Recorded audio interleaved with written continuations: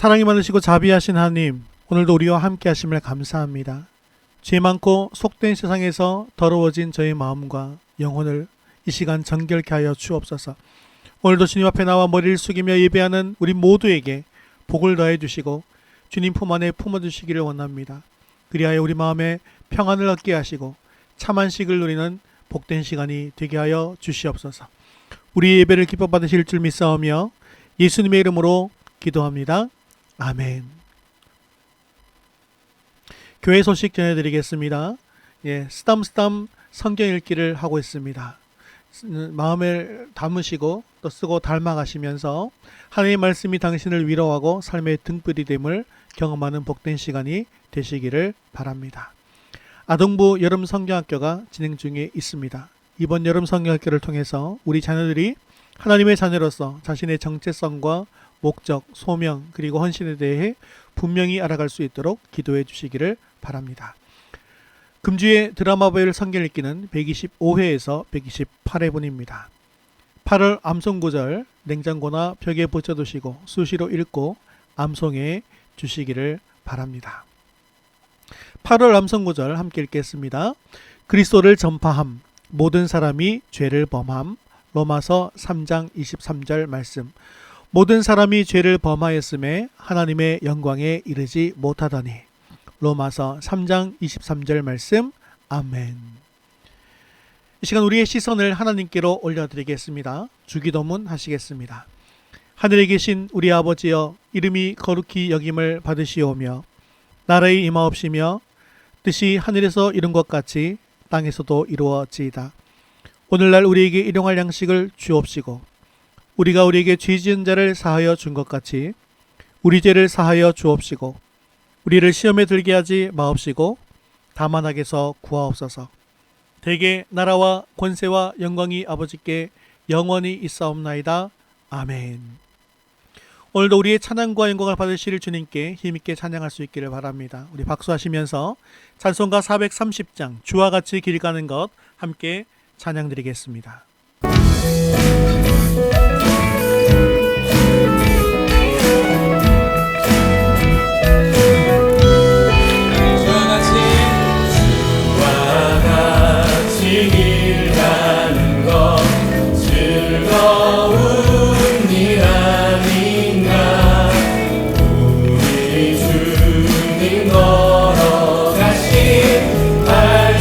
발자취를 밟겠네. 주와 같이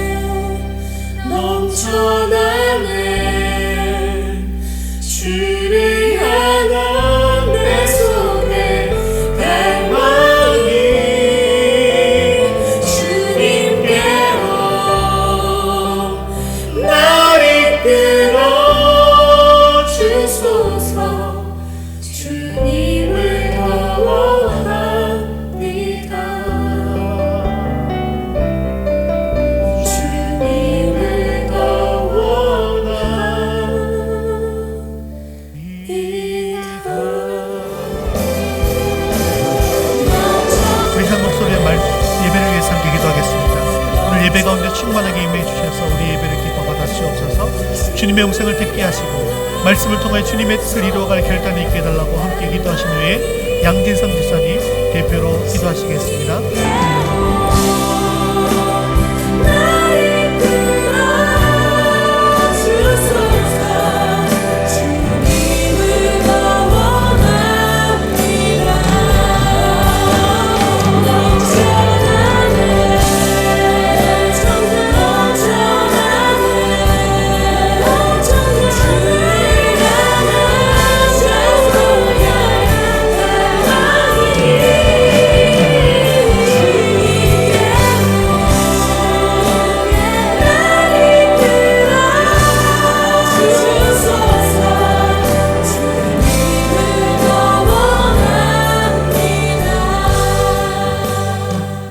우리의 예배를 받으시는 하나님 감사와 찬송과 경배를 올려드립니다. 주님, 지난 한 주도 지켜주신 은혜에 감사드립니다. 그러나 주님의 한없는 사랑에도 불구하고 주님 뜻대로 살아가지 못하고 내 생각대로 내 뜻대로 살았습니다. 여러 모양으로 지은 모든 죄를 이 시간 주님 앞에 내려놓으니 용서하시고 깨끗하고 정결한 마음으로 온전히 주님께만 예배드리는 시간 되게 하시옵소서. 이 시간 다른 곳에 있지 아니하고 예배의 자리에 있게 하심을 감사드립니다. 무엇이 진리인지 알지 못한 채 헤매이는 세상 속에 빠져들지 않게 하시고 우리의 마음과 생각을 지키시사 그리스도의 참된 제자의 삶을 살아갈 수 있도록 은혜 베풀어 주시옵소서. 주님, 코로나19로 일상생활을 하지 못하고 있습니다. 하루속히 백신과 치료제가 개발되어 일상이 회복되고 주님께 드리는 예배가 회복되게 은혜 베풀어 주시옵소서. 단위에 세우신 담임 목사님들 함께 하시고 영육이 강건하게 하시고 말씀과 기도의 능력이 있게 하시며 하시는 사역마다 하나님을 기쁘게 해드리는 일들 되게 하시옵소서. 말씀 전하실 때 그 말씀의 능력이 있게 하시고 전하는 자나 듣는 자 모두 충만케 채워지는 시간 되게 하시옵소서. 믿음이 약한 자들 믿음 더하여 주시고 몸이 약한 자들 건강을 주시며 믿지 않는 자녀들과 가족들 주님의 품으로 돌아올 수 있도록 먼저 믿는 저들이 그리스도의 참된 제자의 삶을 살아갈 수 있도록 늘 함께 하시옵소서. 온 마음과 정성을 다하여 예배하는 시간 되게 하시고 말씀을 듣고 들음에서 끝나는 것이 아니라 삶 속에 나타나는 저희들 되게 하시옵소서. 주님의 그 크신 은혜 감사드리며 예수님의 이름으로 기도드립니다. 아멘.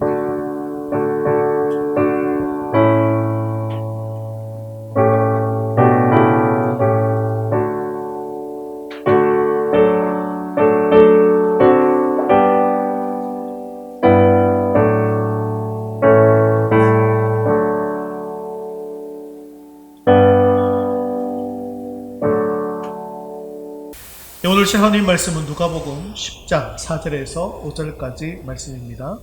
누가복음 10장 4절에서 5절까지 말씀 신약 110면에 있습니다. 우리 한 목소리로 같이 읽겠습니다. 전대나 배낭이나 신발을 가지지 말며 길에서 아무에게도 무난하지 말며 어느 집에 들어가든지 먼저 말하되 이 집이 평안할지어다 하라. 아멘. 네, 지난주에 우리는 70인의 제자를 파송하는 장면을 살펴보았습니다.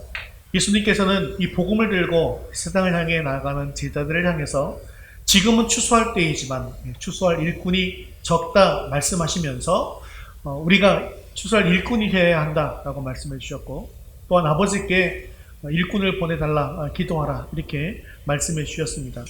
그리고 복음을 전하다가 시련과 박해를 당한다 할지라도 목자이신 예수님을 의지하고 나아가면 양들을 보호해 주신다라는 사실도 우리는 말씀을 통해서 배웠습니다. 오늘 이렇게 복음을 들고 나가는 자들이 어떻게 복음을 전해야 하는지를 말씀하시면서 아주 의외의 말씀을 하시고 계시는데요. 그 말씀이 무엇인지 우리 4절 하반절 말씀을 같이 읽겠습니다. 길에서 아무에게도 무난하지 말며. 복음을 전하러 나가는데 인사를 하지 말라라고 하는 말은 좀 너무한 것이 아닌가라는 생각이 들지 않습니까?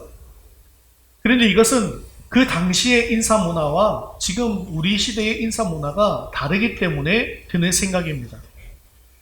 우리도 길을 가다가 아는 사람을 만나게 되어지면 어떻게 하죠? 인사합니다. 이렇게 인사하죠. 안녕하세요 라고 인사를 합니다. 그리고 지나가게 되죠.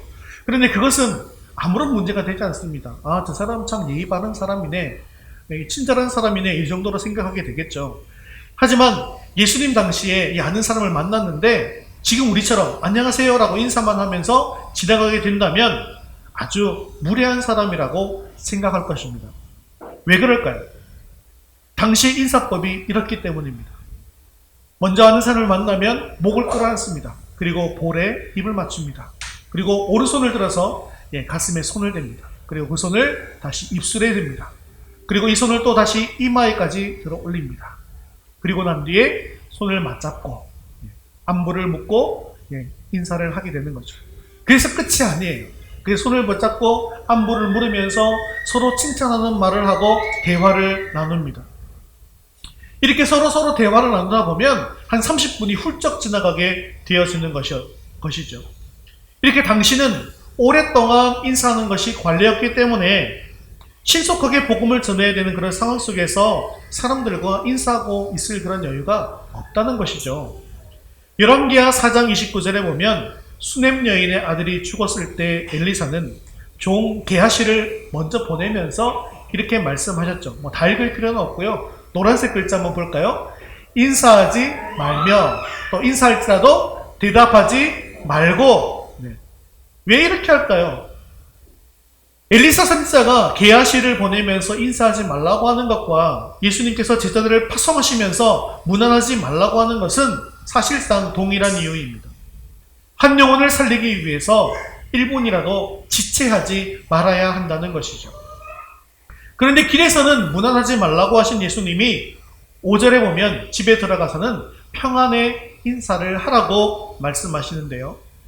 오늘은 이 70인 제자를 파송하시면서 예수님께서 말씀하신 이 문안과 평안에 대해 살펴보며 우리가 어떻게 복음을 전해야 하는지를 깨닫는 복된 시간이 될 수 있기를 바랍니다.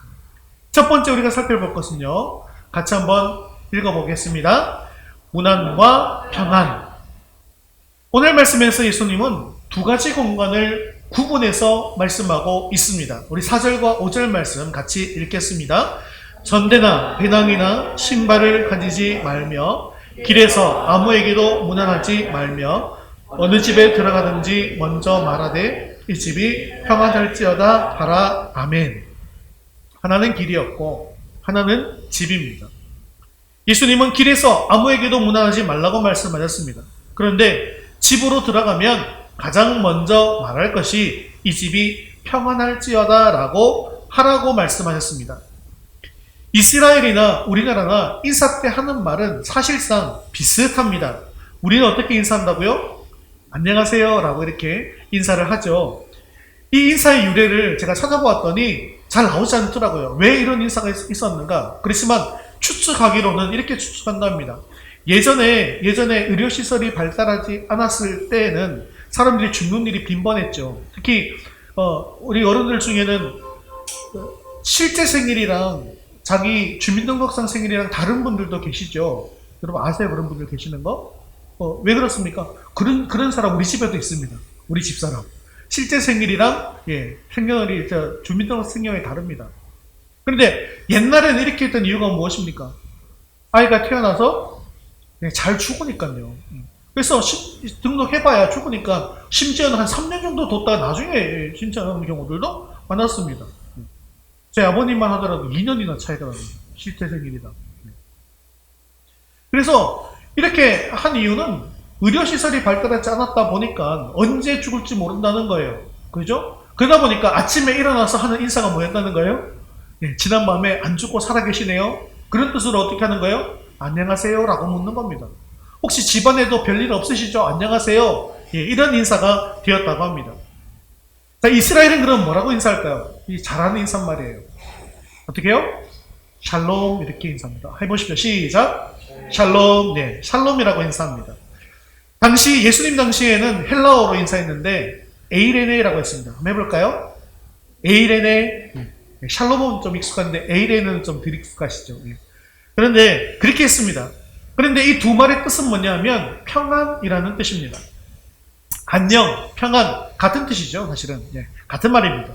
그러면 예수님은 복음을 전하러 나가는 제자들에게 왜 이렇게 인사에 대해서 얘기할까요? 인사를 하지 말아라, 인사를 하여라. 이렇게 말씀하신 예수님의 의도를 알기 위해서는 우리가 샬롬과 에이렌에 대해서 먼저 알아야 합니다. 구약시대에는 문안의 말로 뭘 사용했다고요? 샬롬이라는 말을 사용했습니다. 근데 이 샬롬은요, 실람이라는 단어의 명사형입니다. 실람은 동사고요. 그럼 실람은요, 온전하다, 꽉 차다 라는 뜻을 가지고 있는데요. 이것은 물건값을 온전하게 지불하거나 빚을 다 갚았을 때 사용하는 단어입니다. 자, 여러분 생각해 보십시오. 물건을 사고 나서 값을 지불하지 않았다라는 상태는 무슨 상태입니까? 그 주인한테 빚을 진 상태라는 뜻이죠. 그 빚은 어떻게 됩니까? 나중에 갚아야 한다는 것입니다. 그래서 나중에 그 물건의 값을 다 갚게 되어지면 그때에서야 비로소 뭐가 된다? 실람이 된다는 거예요. 물론 다 갚았다는 거죠. 그리고 그 물건은 비로소 내 것이 되게 되는 것입니다. 이처럼 물건의 값을 지불하는 것, 온전하게 지불하는 것이 바로 샬롬의 개념입니다. 그런데 이것을요, 뒤에 살펴보겠지만 예수 그리스도의 대속의 개념과 이 샬롬의 개념은 사실상 같은 것입니다. 그런데요, 물건값을 온전하게 지불하지 않으면 어떤 일이 벌어질까요? 그리고 빚을 갚지 않으면 어떻게 될까요? 자, 이 물건이 값이 10만 원인데요. 자, 주인한테 물었어요. 이거 얼마예요? 10만 원입니다. 네 하고 받아가지고 들고 그냥 나가버렸습니다. 어떤 일이 벌어질까요? 집주인이, 이 물건 주인이 쫓아오겠죠. 가게 주인이. 그래서 이놈아 돈 내놔라 이놈아 하고 막 그러지 않겠습니까?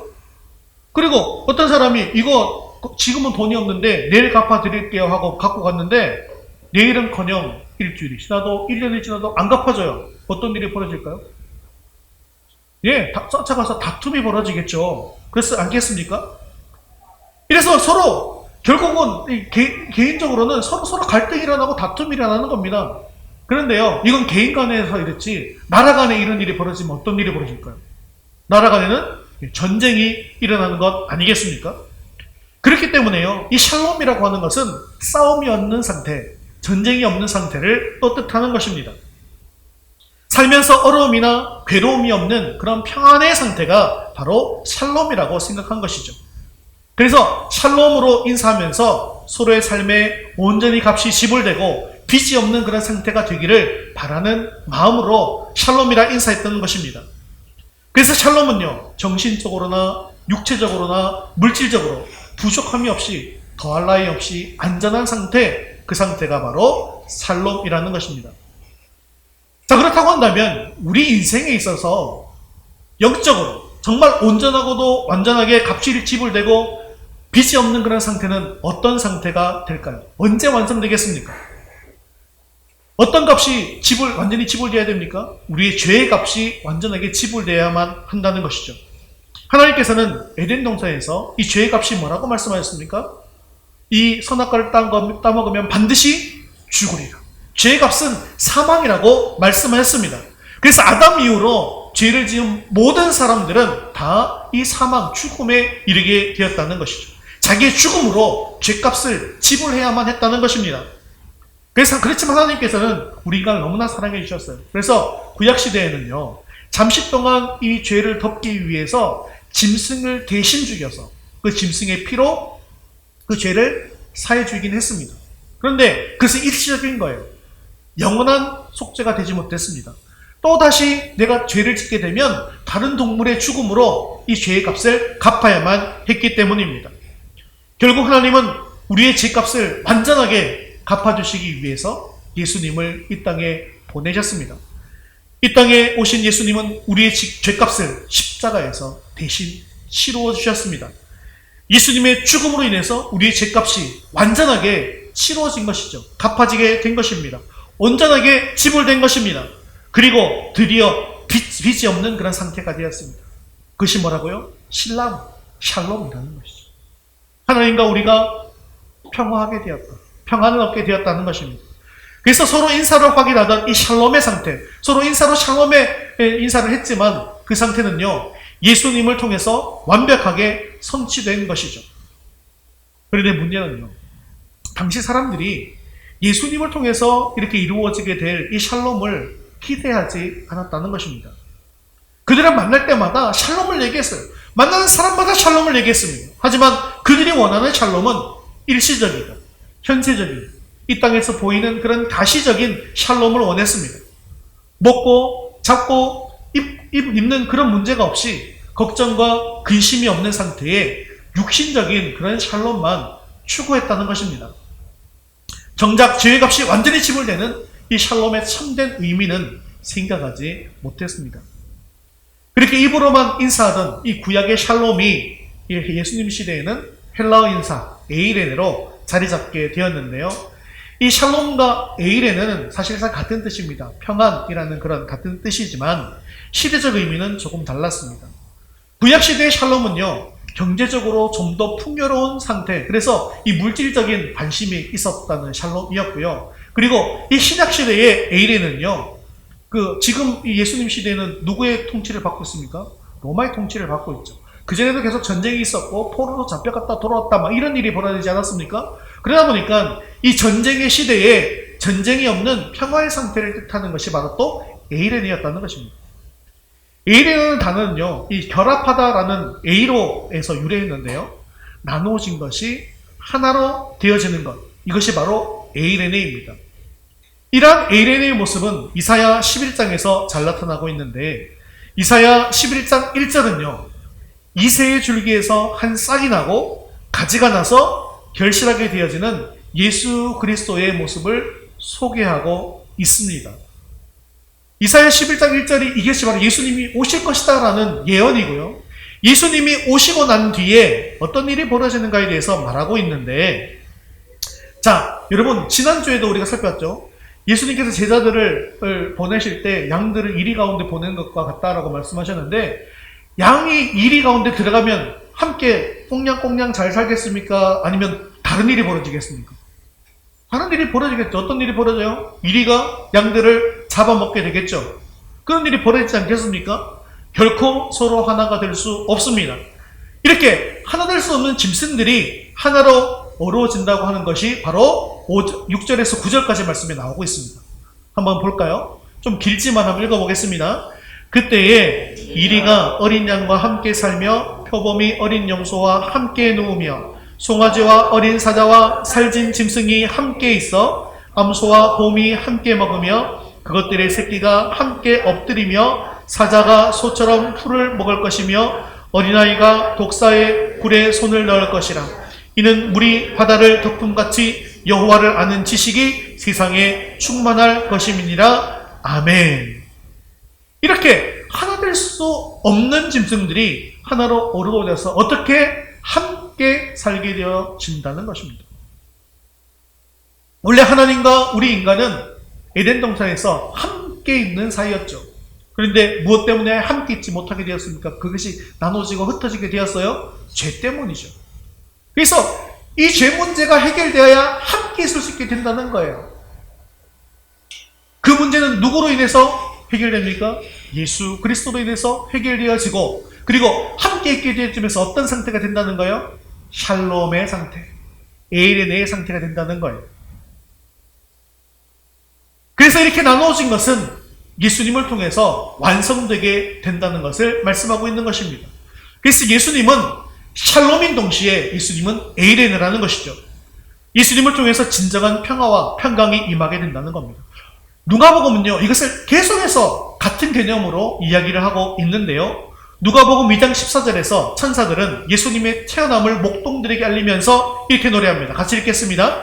지극히 높은 곳에서는 하나님께 영광이요, 땅에서는 하나님이 기뻐하신 사람들 중에 평화로다 하니라. 아멘.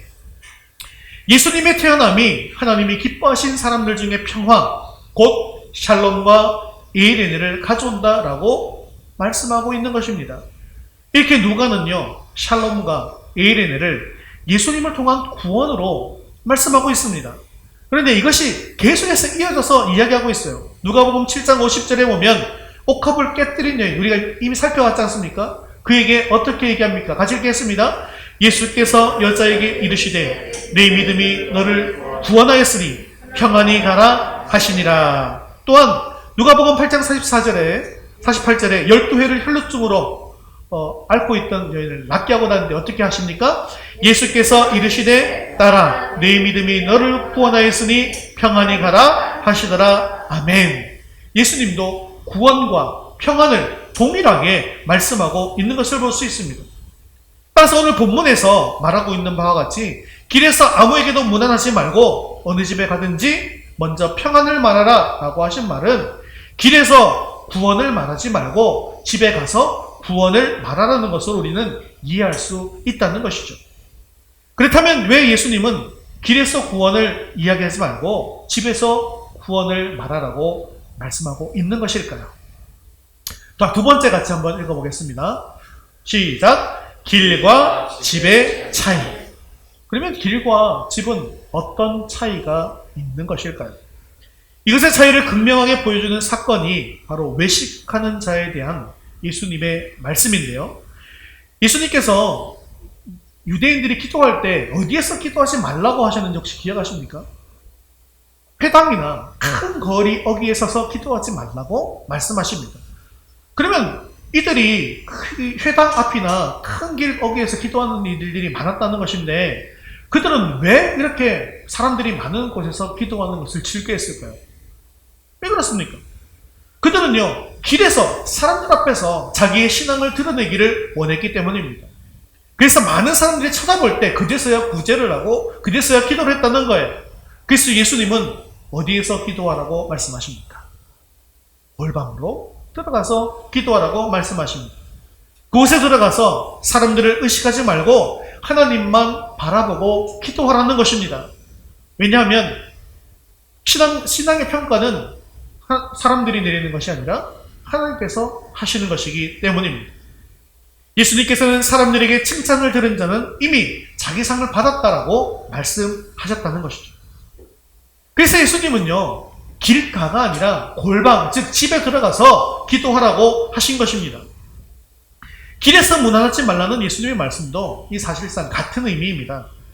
예수님은요, 이 70인의 제자들에게도 12명의 제자와 같이 귀신을 내어 쫓고 병을 고치는 그런 능력과 권위를 주셨죠. 그래서 그들이 가는 곳마다 이런 기적을 베풀 수 있게 되었습니다. 그런데 예수님께서 제자들에게 이런 기적의 능력과 권위를 주신 목적이 무엇입니까? 그냥 사람들에게 인기 끌라고 주신 것입니까? 아니죠. 이걸 주신 목적이 뭐예요? 복음을 전하라는 겁니다. 하나님 나라를 전하라는 것이죠. 그런데 길거리에서 제자들이 70명의 제자들이 막 나가서 가는 곳마다 기적이 막 일어나면 어떤 일이 벌어질까요? 사람들이 막 몰려들겠죠? 그러면서 누가 주목을 받겠습니까? 이 제자들이 주목을 받게 되지 않겠습니까? 사도행전 3장 12절에 보면요, 베드로가 성전 미문 앞에서 안전뱅이를 일으키는 기적을 일으켰죠. 이랬을 때 사람들이 어떻게 했을까요? 바로 이 베드로와 요한을 주목했다는 것입니다. 이럴 때 이 베드로가 뭐라고 얘기합니까? 왜 우리를 주목하느냐? 라고 말했습니다. 그런데요, 이때의 베드로의 상태와 이 70인의 베드로의 상태가 조금 다릅니다. 여러분, 이때의 베드로의 상태가 어땠는지 혹시 아십니까? 지금 사도행전 3장이잖아요? 그럼 이때 베드로의 상태가 어떤지 알고 싶으면 2장을 좀 살펴보면 알 수 있지 않겠습니까? 사도행전 2장에 어떤 일이 벌어질까요? 마가의 다락방에 제자들이 모여서 기도하고 있을 때 하늘에서 무엇이 내렸습니까? 성령이 불과 같이 임했다는 것이죠. 그리고 그 제자들은 어떤 상태가 되었습니까? 성령 충만한 상태가 되었다는 것입니다. 성령 충만한 상태에서 길에서 이렇게 기적을 베풀고 베드로를 주목할 때 이렇게 먼저 꾸짖었을 거고, 왜 우리를 주목하느냐라고 말하고 난 뒤에 거기서 성령 충만함으로, 성령의 능력으로 어떻게 하냐면 하나님 나라 복음을 전하는 것입니다. 이때 많은 모인 사람들 앞에 성령이 동일하게 또 임하는 거예요. 그래서 어떤 일이 벌어졌어요? 성경에 보니까 이날 남자만 5,000명이 예수님을 믿게 되었다라고 기록하고 있습니다. 이 당시에 남자만 5,000명이기 때문에 보통 인원을 계산할 때 곱하기 3 또는 4 해야 된다고 그랬잖아요. 왜냐하면 어린 아이는 계수하지 않고 여자는 계수하지 않았기 때문이죠. 곱하기 3만 하더라도 몇 명이 예수님 믿게 된 거예요? 15,000명이 믿게 된 거예요. 그런데요, 이 70인의 제자를 파송할 당시에는 성령이 임했습니까? 안 했습니까? 아직 성령 충만하지 못했어요. 제자들이 그래서 그 앞에 또 살펴봤잖아요. 이런 권능을 가지고 막 기적을 베풀었지만 결국 누구를 막 앞세웁니까?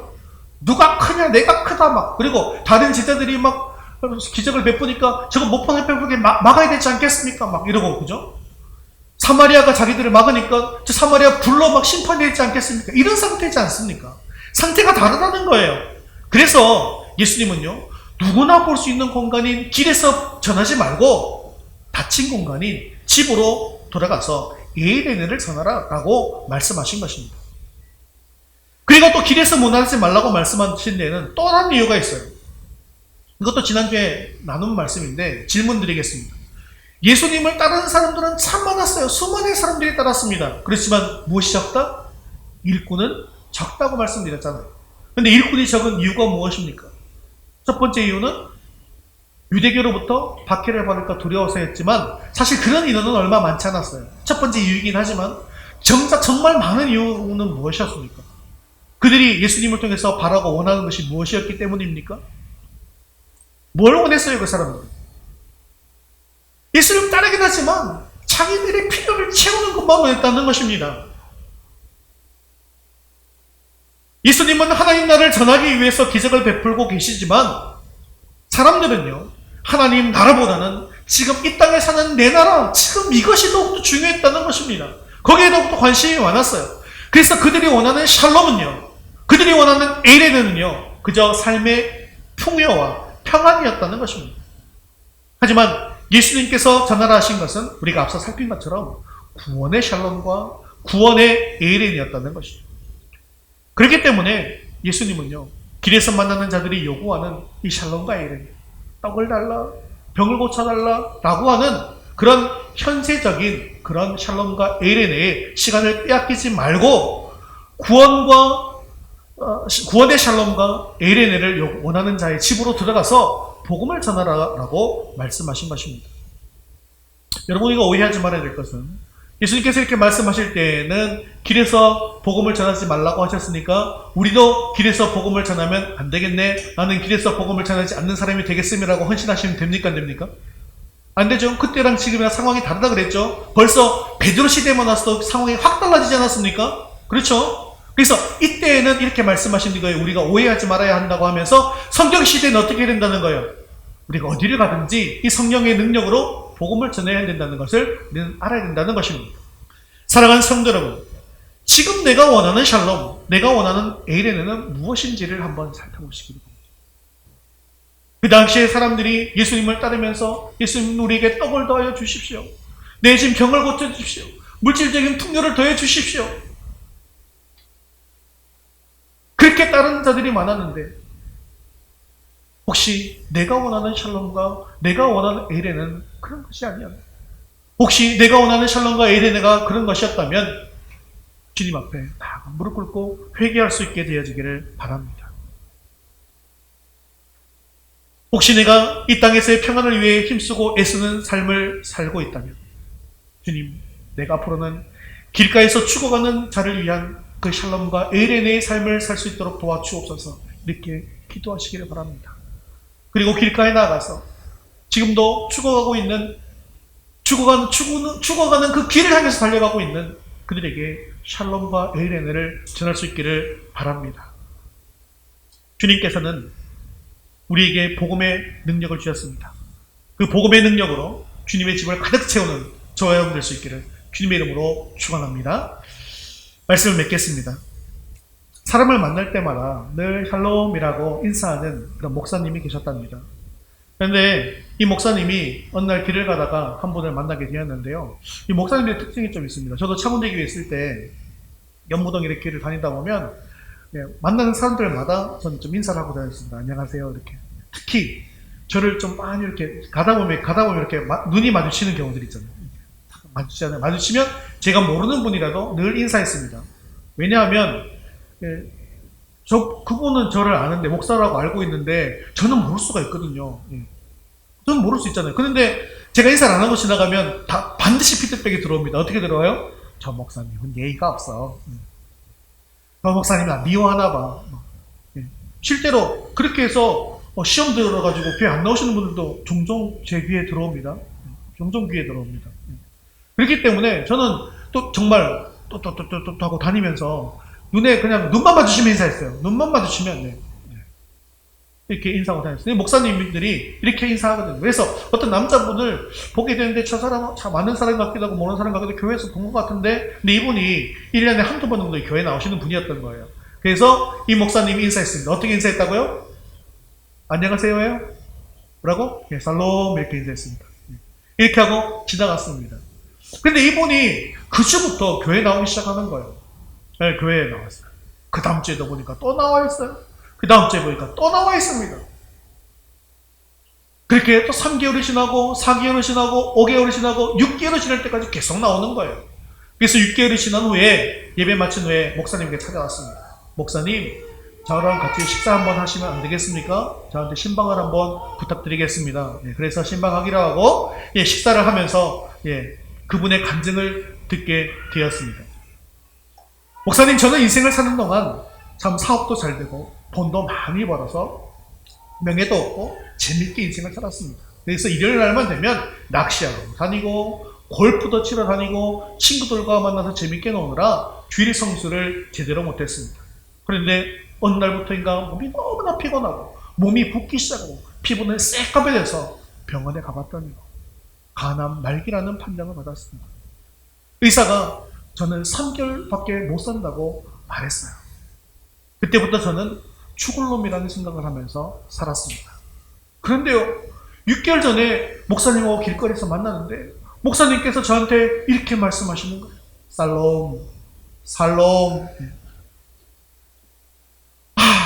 세상 사람들 모두가 죽을 놈 하는데 목사님은 저에게 살롬이라고 하시는구나. 그래, 나는 죽을 놈이 아니라 살롬이야 라고 하면서 하나님께서 살려주신다고 하는데 하나님께서 나한테 살롬이라고 하시는데 내가 왜 죽을 놈이라고 하면서 이렇게 절망에 빠져 있어야 되냐까. 살롬이라고 하는 주님 앞에, 하나님 앞에 나가야겠다 라고 하면서 그 주부터 한 주도 빠지지 않고 교회에 나왔다는 거예요. 이렇게 하나님께서 살려주시겠다고 하는 그런 확신이 들자 교회 다니는 동안 3개월이 지나고 6개월이 지났는데 3개월이 지났는데도 오히려 내가 죽을 것이 아니라 죽을 사람처럼 힘이 빠지는 것이 아니라 더욱더 힘이 생기고 마음은 더욱더 평안해지더라는 것입니다. 그리고 더욱더 건강해지더라는 것입니다. 그리고 4개월, 5개월, 6개월이 지났는데도 지금 이렇게 건강하게 살아있다는 것입니다. 목사님 감사합니다. 이렇게 간증을 하더라고요. 그분은요, 샬롬을 살롬으로 잘못 알아들었습니다. 그럼에도 불구하고 샬롬의 역사가 그분 가운데 일어나게 되었다는 것이죠. 이건 물론 우스갯소리긴 하지만요, 사랑하는 성도 여러분, 우리 가운데도 이런 샬롬의 놀라운 역사가 일어나기를 주님의 이름으로 축원합니다. 여러분, 교회는요, 병을 고치고 부자가 되게 하는 그런 것이 아닙니다. 샬롬을 잃어버리고 죽음을 향해서 나아가는 자들이 샬롬을 찾게 하는 것, 샬롬이 임하게 하는 것, 그것이 바로 교회입니다. 죽음을 향해, 샬롬을 잃어버리고 죽음을 향해 달려가는 그들에게 샬롬을 전하는 것이 바로 교회라는 것이죠. 사랑하는 성도 여러분, 샬롬을 잃어버리고 방황하고 있는 우리 가족들, 우리 자녀들에게 샬롬을 전할 수 있기를 바랍니다. 그리고 세상적인 샬롬을 향해서 죽음의 길을 걸어가고 있는 수많은 사람들에게 샬롬의 복음을 전할 수 있기를 바랍니다. 그럴 때 우리 가족과 자녀들에게 샬롬이 임하게 될 것입니다. 그리고 죽어가는 영혼들에게 샬롬이 임하게 될 줄 믿습니다. 우리도 70인의 제자들처럼 이렇게 평안을 들고 나아가 담대하게 세상에 전할 수 있는 제자가 될 수 있기를 주님의 이름으로 축원합니다. 우리 자리에서 일어나셔서 헌신송 평안을 너에게 주노라 함께 찬양 드린 후에 기도와 축도로 예배를 마치겠습니다. 평안을 너에게 주노라.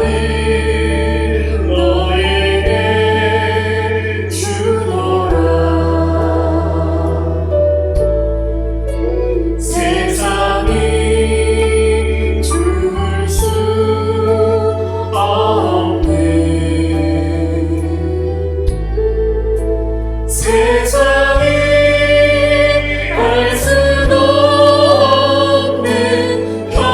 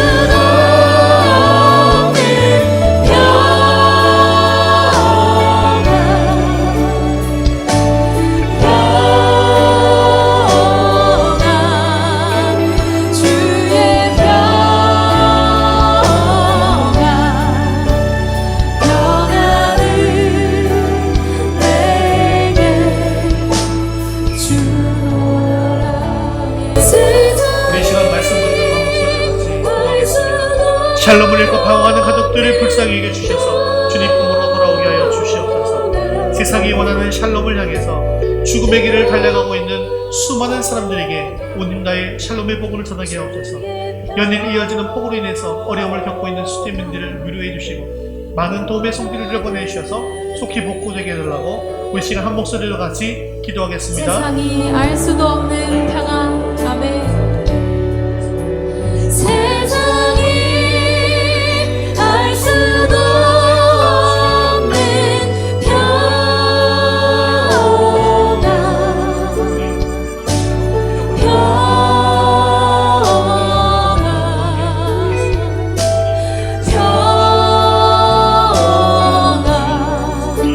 평안을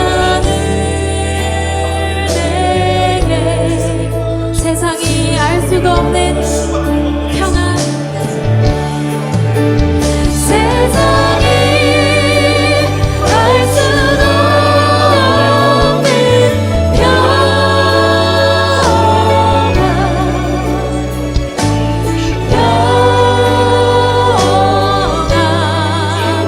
주의 평안을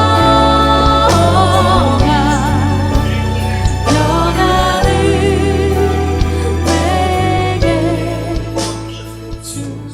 사랑과 은혜가 충만하신 하나님 아버지, 한없이 부족하고 연약한 우리들을 다른 사람들보다 먼저 불러주셔서 예수님을 믿는 믿음을 주시고 구원해 주심을 감사합니다. 하지만 우리는 주님께서 베풀어 주시는 그 은총을 누리기만 하고 주님께서 보내신 제자의 사명을 감당하지 못했습니다. 주여 용서해 주시옵소서. 이제는 우리의 눈을 활짝 열어 주시어서 하나님을 알지 못하는 사람들, 세상의 좋은 것만 사모하며 죽을 길을 향해 달려가는 사람들을 긍휼히 여기는 마음을 더하여 주시옵소서. 그래서 진정한 예수님의 샬롬을 전하게 해주시고 진정한 삶의 평안으로 인도하는 저희 모두가 되게 하여 주옵소서. 특별히 기도합니다. 샬롬을 잃고 방황하고 있는 우리의 자녀들을 불쌍히 여겨 주시어서 주님께서 만져 주시옵시고 주님께서 어루만져 주실 때 주님 품으로 속히 돌아오게 하여 주시옵소서. 지난 몇 주간 이어진 폭우로 인해서 많은 사람들이 삶의 터전을 잃고 가정을 잃어버리고 망연자실하고 있는 가운데 있습니다. 이번 수해를 인해서 가족을 떠나보낸 이들을 위로해 주시옵소서. 수많은 이재민들이 회복될 수 있도록 속히 대책을 마련하고 재정비될 수 있도록 인도하여 주시옵시고 여러 도움의 손길들을 보내 주시옵소서. 이렇게 어려움 당한 속에서 오히려 영원한 생명을 주시는 주님을 찾게 하시고 의지할 수 있는 지혜가 되게 하여 주옵소서. 수해를 당하지 않은 사람들은 안전한 곳에 살고 있다고 안심하고 있지만 진정한 안전과 진정한 샬롬은 주님밖에 없음을 우리 모두가 깨닫게 하여 주시옵소서. 코로나가 계속해서 이어지고 있습니다. 코로나 백신과 치료제 개발에 진전이 있게 하여 주시옵시고 이를 통해서 병상 중에 있는 이들이 속히 회복되게 하옵소서. 코로나가 완전히 종식되어 모든 일이 일상으로 돌아오게 하옵소서. 또한 헌법에 보장된 종교와 표현의 자유를 침해하는 포괄적 차별금지법이 철폐되게 하여 주시옵소서. 입법부, 사법부, 행정부에 있는 성령의 사람들을 더욱더 높이 들어서 사용하여 주옵소서. 사랑이 많으시고 자비로우신 하나님 아버지, 하루하루 바쁘고 분주한 일상 속에서도 우리가 신앙의 끈을 놓지 말게 하여 주시옵시고 매일 말씀을 읽고 쓸 때마다 하나님의 은혜가 강물과 같이 흘러들어오게 하여 주시옵소서. 어려운 때일수록 세상의 것을 따라 분주히 움직이지 말게 하시고 더욱더 주님께 간구하며 주님의 음성을 듣고 행하게 하여 주시옵소서. 주님의 말씀에 순종할 때 우리의 생각보다 더 크신 하나님께서 이번 한 주간도 더욱더 일하여 주시옵시고 우리의 삶을 선한 길로 인도해 주시옵소서. 우리의 생명 되시고 소망 되시는 예수 그리스도의 이름으로 기도합니다. 아멘. 이제는 우리 주 예수 그리스도의 은혜와 하나님 아버지의 크신 사랑하심과 성령님의 위로 교통하심이 주님께서 주시는 진정한 샬롬을 전하며 죽어가는 생명을 살리기를 원하는 사랑하는 성도들 머리머리 위에 이제부터 영원까지 함께 있을지어다. 아멘.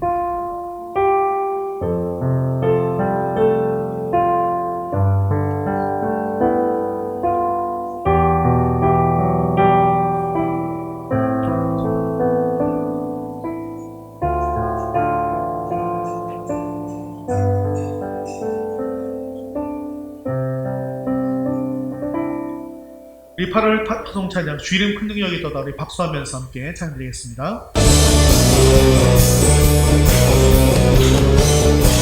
주 이름 큰 능력이 있도다 난 믿네 그 이름 예수의 그 이름 부를 때 새 생명 얻었네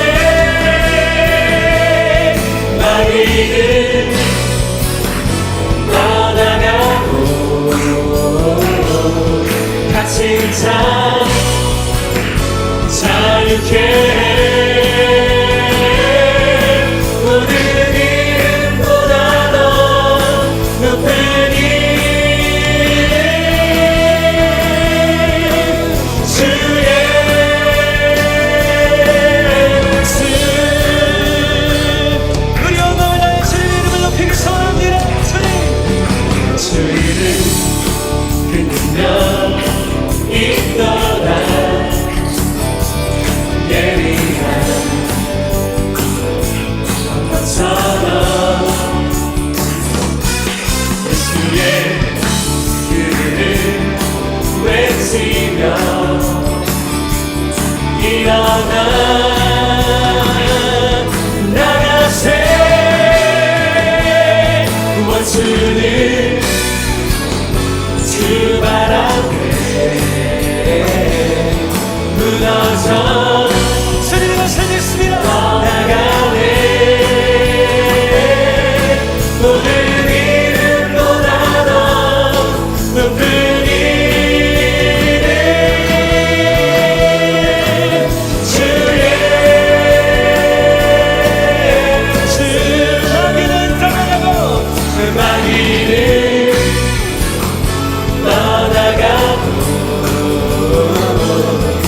진짜 자유케 모든 이름보다 더 높은 이름 주의 주 원수는 주 앞에 이것을 들으십니까? 무너져